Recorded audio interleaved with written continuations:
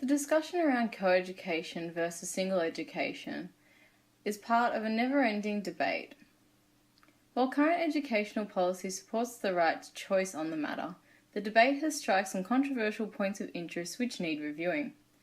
The alternative of choice as to whether you send your child to a co-ed or single-sex school has been on the agenda of media, politicians, parents, and educational institutions for quite some time. The pros and cons are disputed, reputed, and have led to a lot of discussion and research surrounding the matter. This presentation will explore the arguments surrounding the topic of coeducation versus single education, examine the factors that are perhaps forgotten, and offer a conclusion and future solution to this educational practice.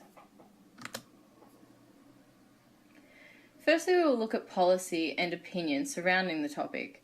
The first thing that's important to acknowledge with this discussion is that there is no substantial evidence to support popular belief that students who undergo schooling in single-sex institutions perform better.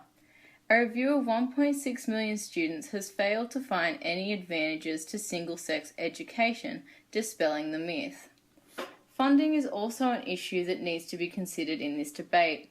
With the recent dismantle of the Gonski funding agreement, the funding into Australian schools is also a factor separate to the agenda of co-ed and single-sex schools that ultimately affects students' learning. The Organisation of Economic Cooperation and Development found that while there were significant differences between the performances of students in Australian single-sex and co-ed schools, the gains made by single-sex schools were all but wiped out after socio-economic factors were taken into account. Professor Diane Halpern, former president of American Psychological Association, says that boys and girls learn differently in the classroom and we need to seriously reconsider the impact of gender biases in single-sex education. Generally, single-sex school students are from higher socio-economic groups and attend good schools, which is biased in its effect to contribute to the debate when comparing to a school that is receiving barely any funding.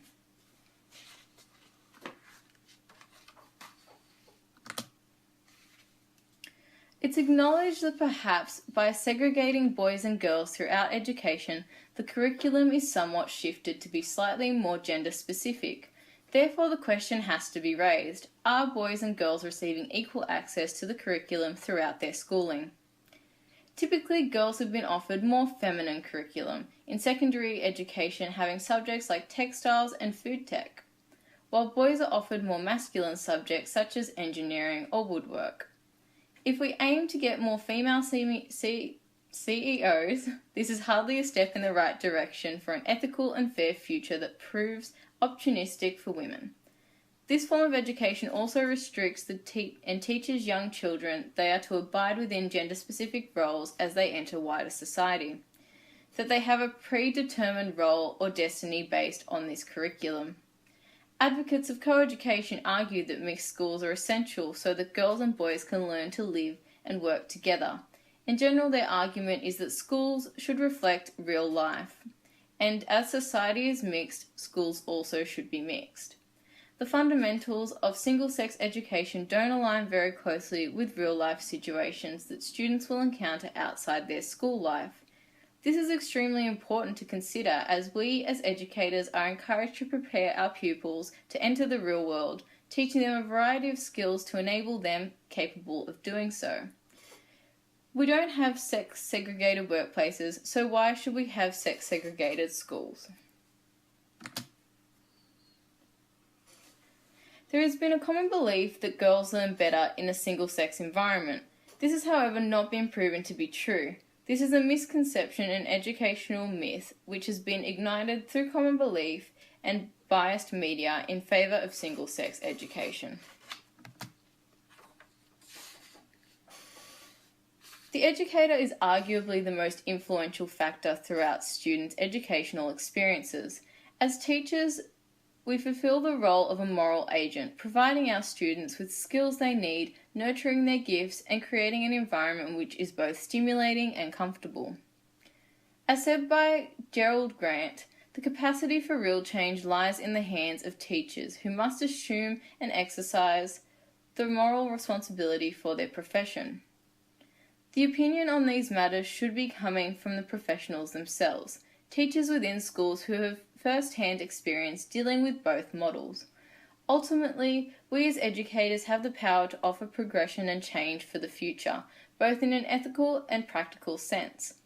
In the interests of ethical professionalism, teachers need to accept this both individually and collectively.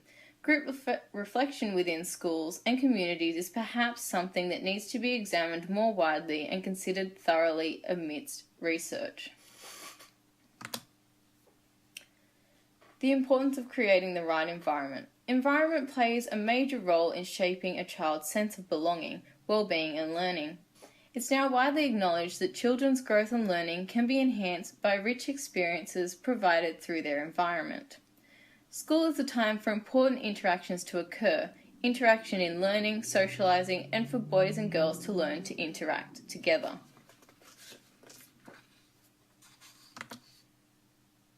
Therefore, the proposed solution is parallel education. Based on this information, it's perhaps time to reconsider gender bias in the classroom within the single-sex schools.